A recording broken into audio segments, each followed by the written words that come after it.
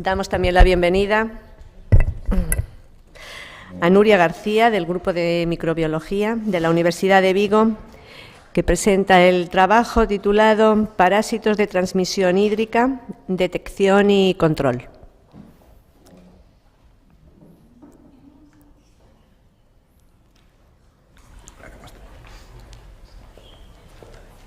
Sí. Estamos. Bueno, buenas tardes a todos. Como bien decían, yo soy Nuria García, del Grupo Viciama de la Universidad de Vigo. Empezamos. La Organización Mundial de la Salud estima que el 24% de las enfermedades que ocurren en el mundo están asociados con factores ambientales, entre ellos el agua de baja calidad y precarias condiciones higiénicas. Bueno, la transmisión de parásitos por vía acuática, digamos que es una de las causas de problemas en la salud pública a nivel mundial.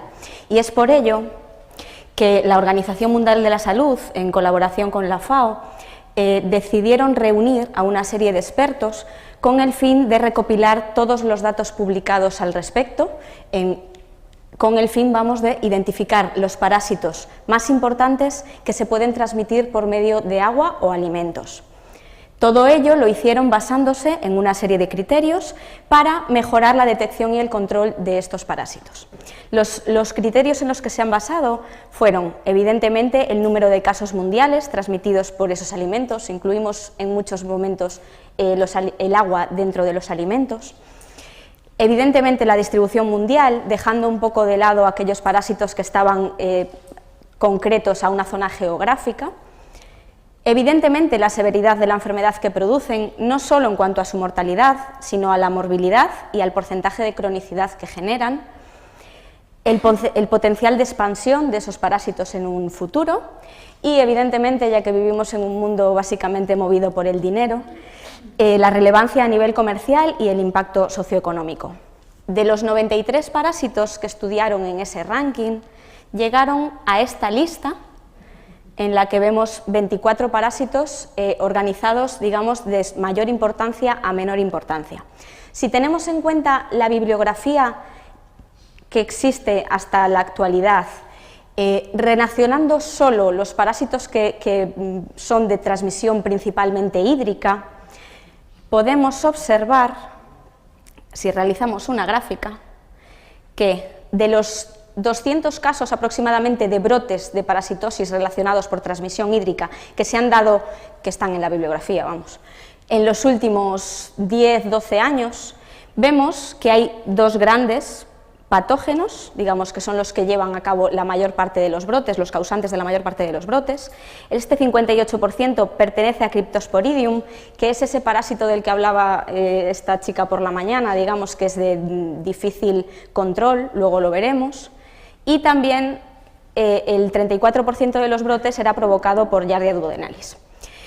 Además de esos dos, que digamos que son los más importantes y los más prevalentes, hay aquí un 2% importante, ya que se trata de un parásito de gran importancia en la salud pública, que es muy conocido, pero que hasta hace no muchos años su transmisión por vía acuática era considerada poco importante y casi anecdótica, que es Toxoplasma gondii.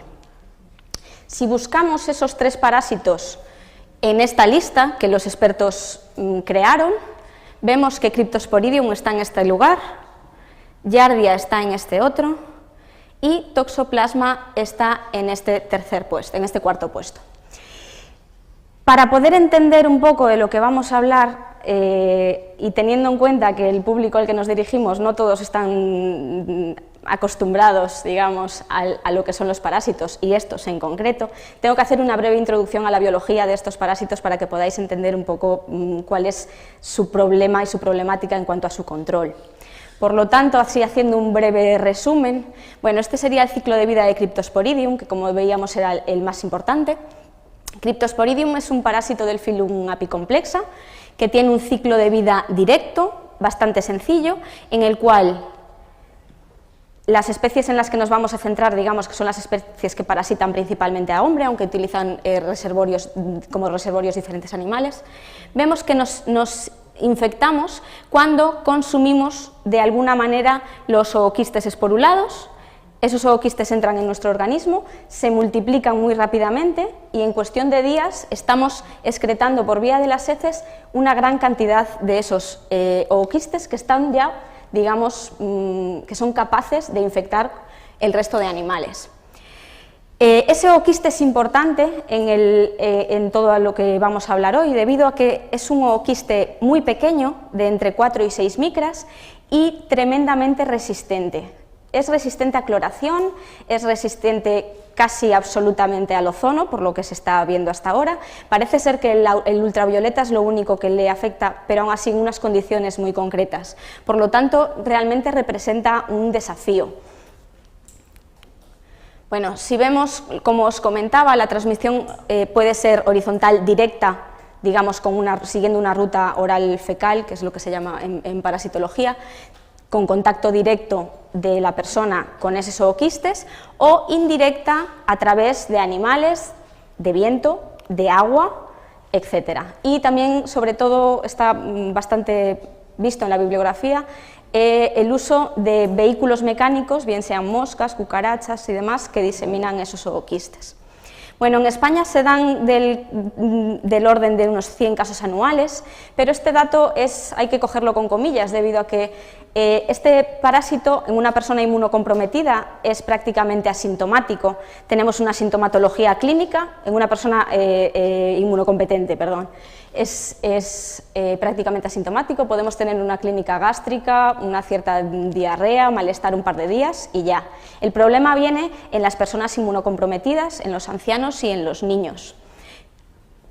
Sobre todo, digamos, en pacientes con SIDA, junto con toxoplasma, es una de las principales causas de muerte.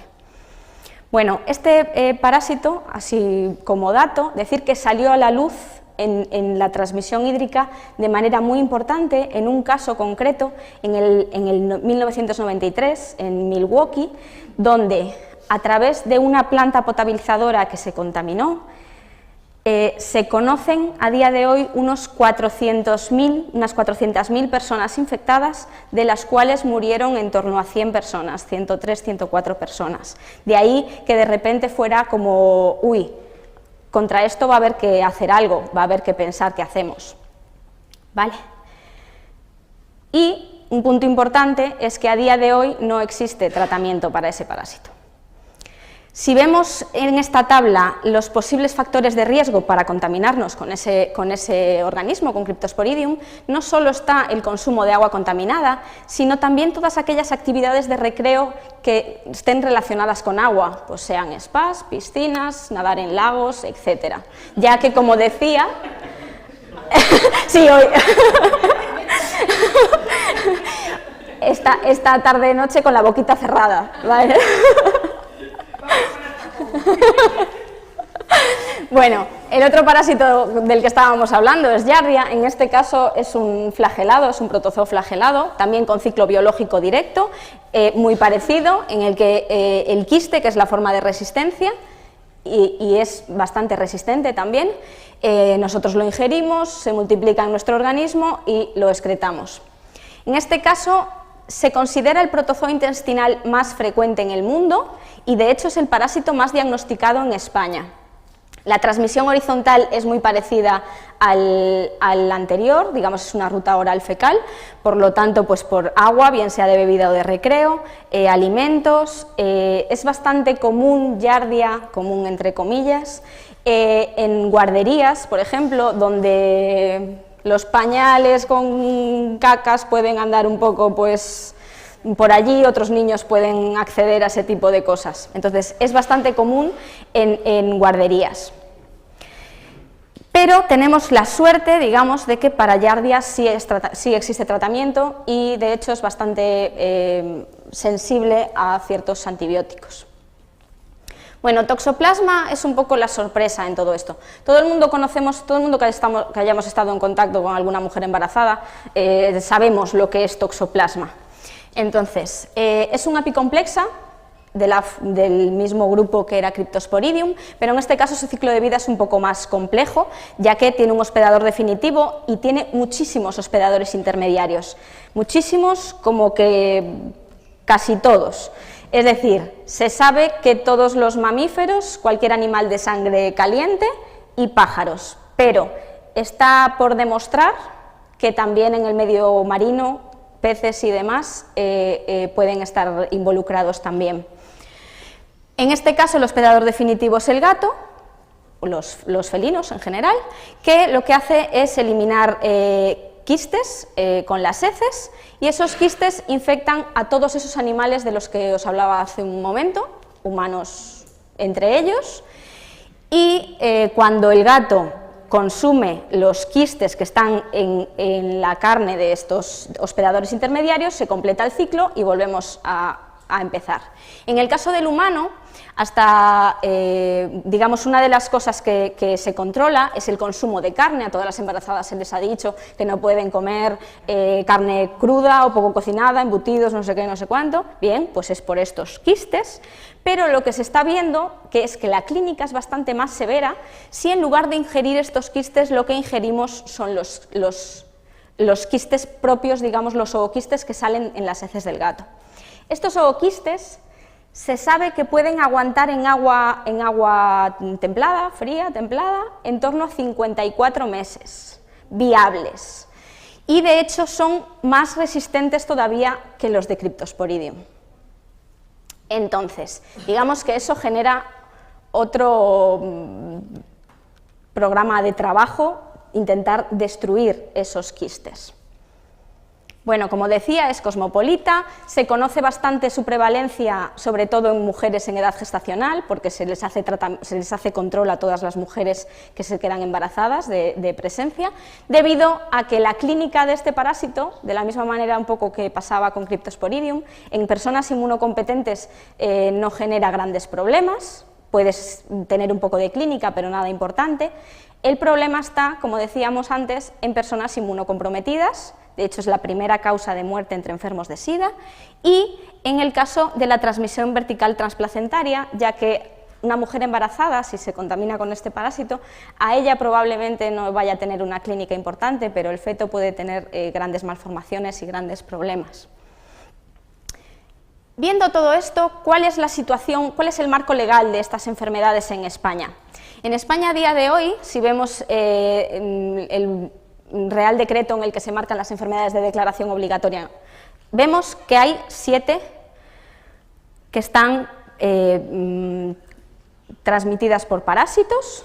De esas 7, aquí tenemos esas 3 de las que estamos hablando hoy: Cryptosporidium, Giardia y Toxoplasma. Esto no es concreto a este país. Muchos otros países también las consideran están dentro de sus enfermedades de declaración obligatoria, pero no solo eso, sino que, por ejemplo, Estados Unidos, desde ese desastre de Milwaukee en el 1993, Reino Unido desde el 1994, Australia, Japón, no solo las consideran enfermedades de declaración obligatoria, sino que además en sus leyes está regulado el monitoreo constante de todas sus aguas de bebidas, sus aguas en sus plantas potabilizadoras, para controlar la presencia y la cantidad de estos parásitos. Como decíamos, este es el método que se conoce como método EPA 1623, que es el que se llevan a cabo y algunas variaciones en otros países para monitorizar la presencia de estos parásitos, Cryptosporidium y Giardia. A día de hoy Toxoplasma todavía no está incluido, pero en vista de recientes publicaciones es muy probable que en muy poco tiempo Toxoplasma pase a ser de obligatorio monitoreo, ¿vale?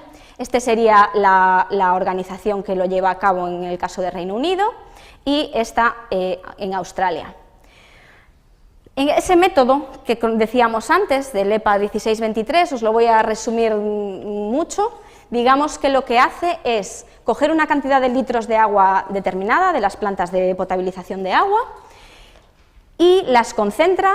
El número de litros varía en función de los tratamientos que lleven esas aguas, de la cantidad, digamos, de del tamaño de la planta potabilizadora, pero está en torno a los 100 litros. Entonces, lo que hacen es concentrar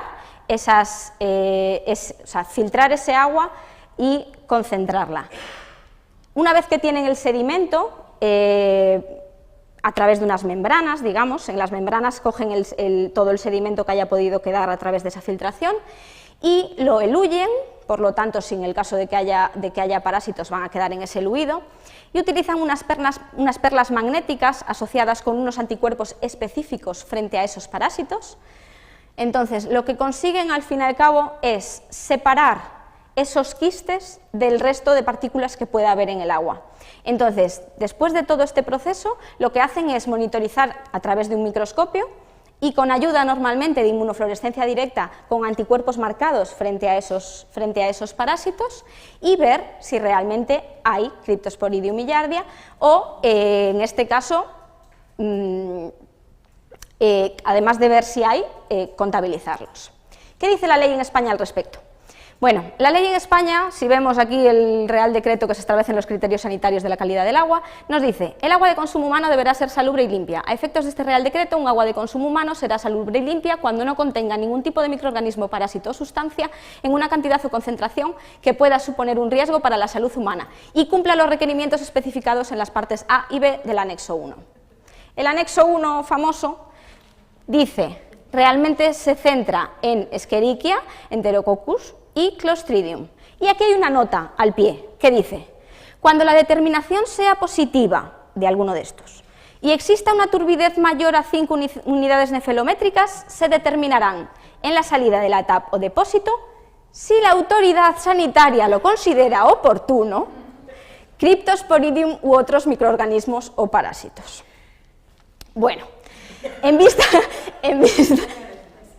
de todo esto, evidentemente los controles no están a la altura de las exigencias actuales con respecto a esos parásitos, porque es que además, si revisamos la bibliografía, después tengo un ejemplo de un paper relacionado con Galicia, vemos que en muchos casos, tanto en las salidas de las ETAPs como de las ERAR, hay presencia de Cryptosporidium y Giardia en España. Entonces, aquí hay un montón de problemas relacionados con que estos parásitos tienen una multitud de formas de transmisión, por animales, por agua, por viento, etc. De manera que las aguas se pueden contaminar en muchos puntos diferentes.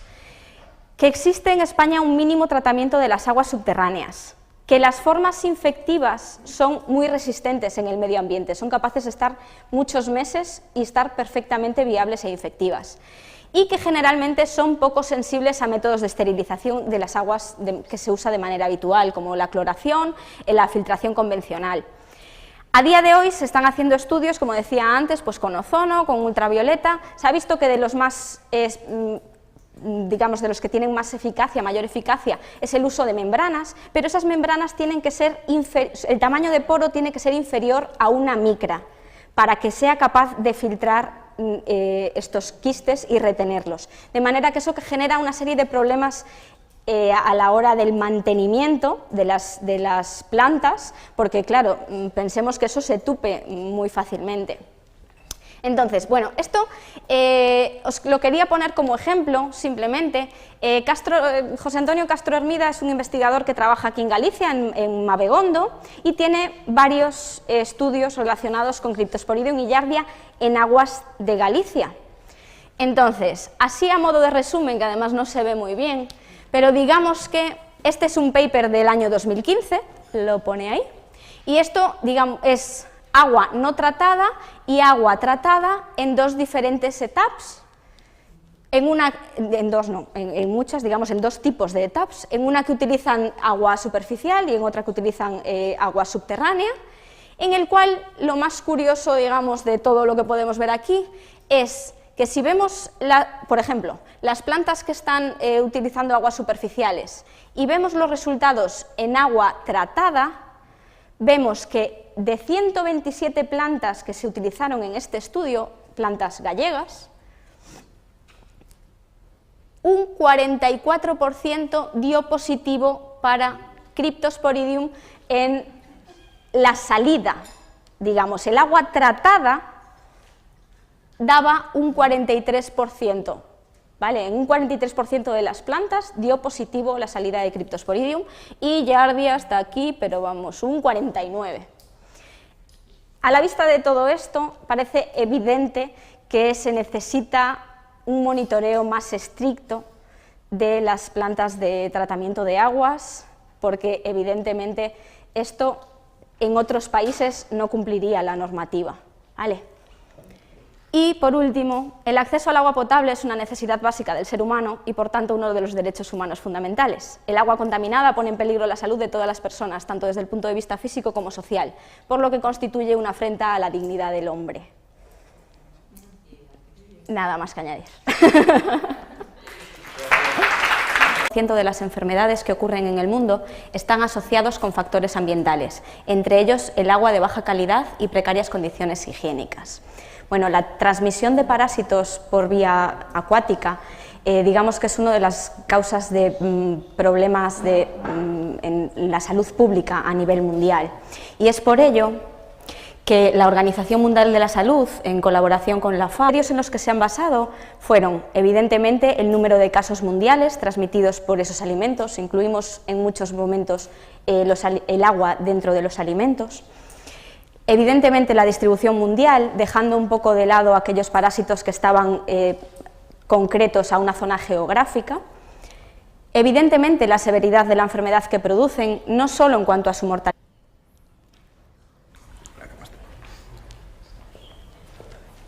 Sí. Estamos. Bueno, buenas tardes a todos. Como bien decían, yo soy Nuria García, del Grupo Viciama de la Universidad de Vigo. Empezamos. La Organización Mundial de la Salud estima que el 24%...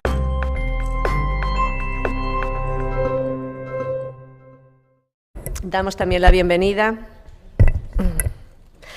a Nuria García, del Grupo de Microbiología de la Universidad de Vigo, que presenta el trabajo titulado Parásitos de transmisión hídrica, detección y control.